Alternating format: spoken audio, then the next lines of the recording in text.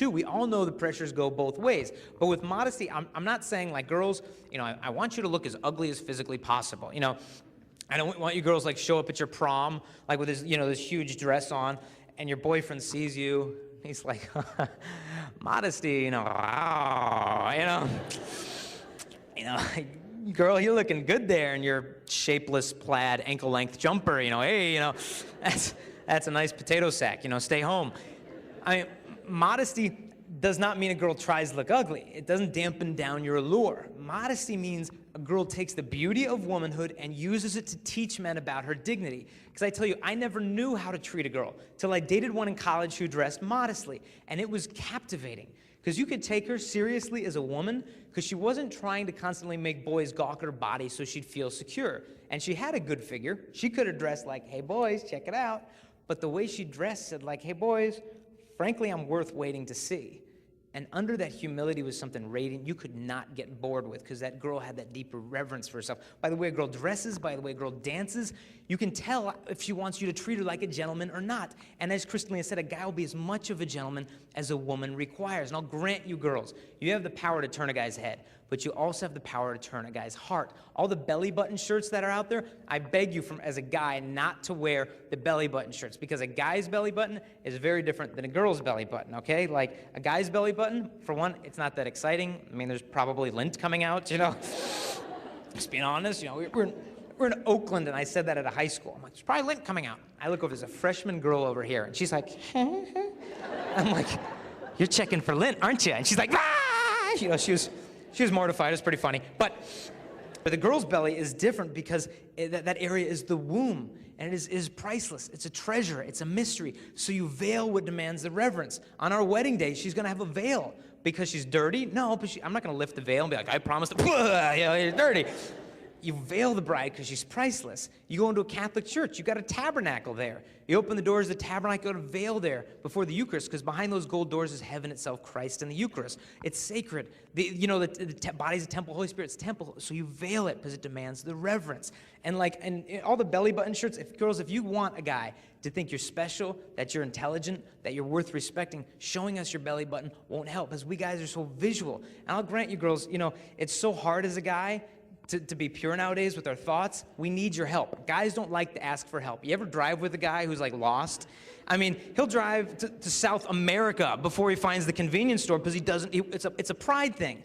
Likewise with purity, but we have to back down. We just say, girls, we need your help on this. It is so hard for us to stay pure. And girls, I know when you go to the stores, it's probably hard to find pure outfits. I know 2 girls in Arizona, I just read this in the newspaper. They show up at the department store to get their prom dress this spring. They show up, and they were just couldn't find anything. So they went home all frustrated, and they wrote a letter to the department store, and they had 1,400 of their friends sign it. And the letter said this, look, we are sick of you carrying these dresses that have slits up to our armpits. They said, we are sick of just the low cut, the belly button, the back, everything. They go, why don't you start carrying some dresses that treat us girls with class instead of all this trash? How about leaving something for the imagination, a little mystery, a little modesty? They submitted it to the department store, and the manager called back the girls and said, hi, this is Mr. So-and-so from the department store. He said, if you girls are interested, we'd like to hire you as the fashion consultants for teenage design for our department store, so you're in charge of all the fashions that come in. The girls have power in this to shape the way that the whole world looks at women, so tap into that. Now, I mean, I'll put Barbie away for now. Well, sorry, she's okay, she's still smiling. But girls, it's funny lately is we have to do all this traveling, and they've got all this increased airport security, so we have to go through the x-ray machines, right? And in my little laptop case, I have to carry like a Barbie doll. I've got like a blonde wig back here, and you got to go through the x-ray machines, which is really pleasant. And we were going through Chicago. There's this guy sitting there, and we go through the x-ray. I put the bag on it, starts to get sucked through. Here's the guy behind the x-ray. He's like, and he's like, huh? And then he pauses it. And his friend's over here doing a little wand x-ray, and he's like, hey, come here. And his friend's like, wait. Comes over, he's like, check it out. He's like, tink, tink, tink. His friend's like, I'm like, okay, back to security. And they press play, comes out, and I'm like, just give me my bag. And I give my Barbie, and I go to grab it, and they're both staring at me. What do you say to them? Do you say, oh, the Barbie, the wig? Yeah, I need that for work. What kind of work do you do, you freak? But they let me on the plane, so that was cool. But girls say, well, Jason, if I can't dress sexy, how am I gonna make a guy like me? I mean, can I flirt with boys? And I think it depends what you mean by flirt, because it means different stuff. Like for me, when I was in 2nd grade, if I liked a girl, I'd throw a rock at her. You know, it's just, you know, she's hot, you know, poof, you know. I'm making progress, her welts are going down, but then girls do it different. Like all y'all girls in here flirted like this in the 4th grade. Don't even tell me you didn't. You'd see a cute guy, and you'd be like, oh, he's so cute. And you get with your friends like, oh, he's so cute, what should we do?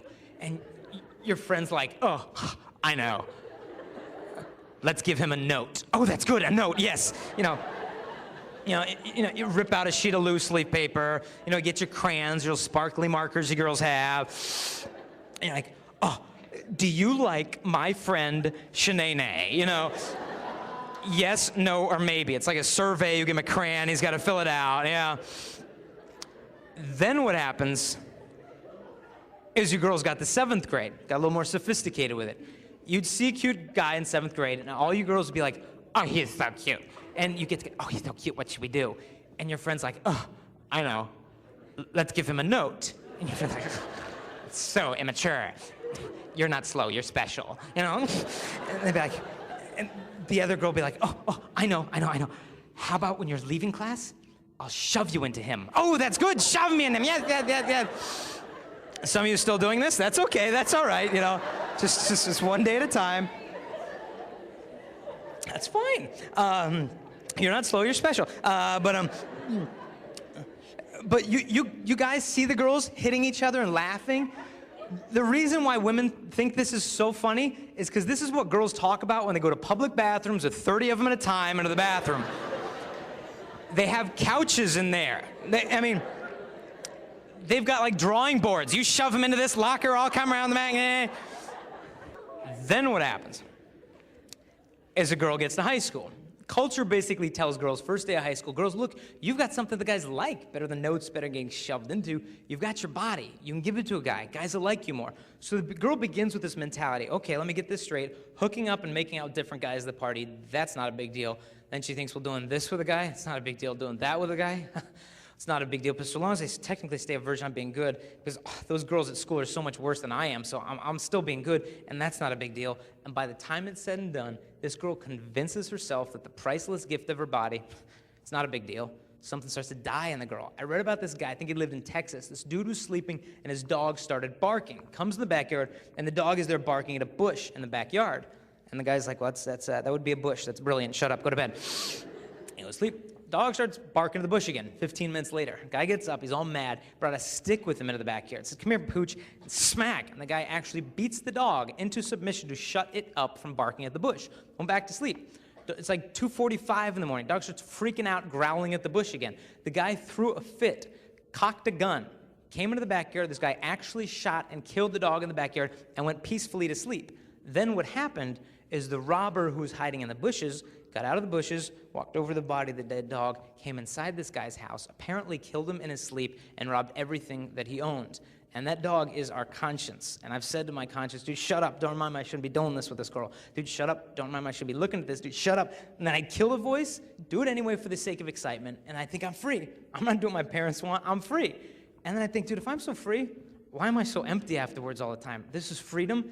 And it can lead to like a death in a girl who says, Jason, you've got cute little stories, but look, Jason, you don't get it. Jason, look, I'm not a virgin. Or Jason, I had my virginity taken from me. Or Jason, something bad happened to me when I was a little girl. And what good guy like you're all talking about, as if I really know any, would want a girl like me that's done all the stuff that I've done? Jason, I am damaged goods. It is too late. Once it is gone, and I'm basically unlovable. And the girl just thinks it is simply too late. Well, I will tell you the greatest example of womanhood and purity in my life is a friend of mine back home who slept with more men than I can count. She's had 3 abortions. And one day she said, I am tired of this. And God said to her, let me make you a new creation. And she said, do you even know who you're talking to? And he said, yeah, I'll make you pure as the driven snow if you trust in my mercy. She did. This girl's life has done a 180. She settled down, married to a friend of mine that raising the most beautiful family, and I totally look up to this girl. She started over. Crystalina started over. I've started over. Now we're getting married in 11 and a half days, not that anyone's counting, but with our wedding coming up, we're setting the foundation for our love together. We're doing different things. Like number one, there's no way that we're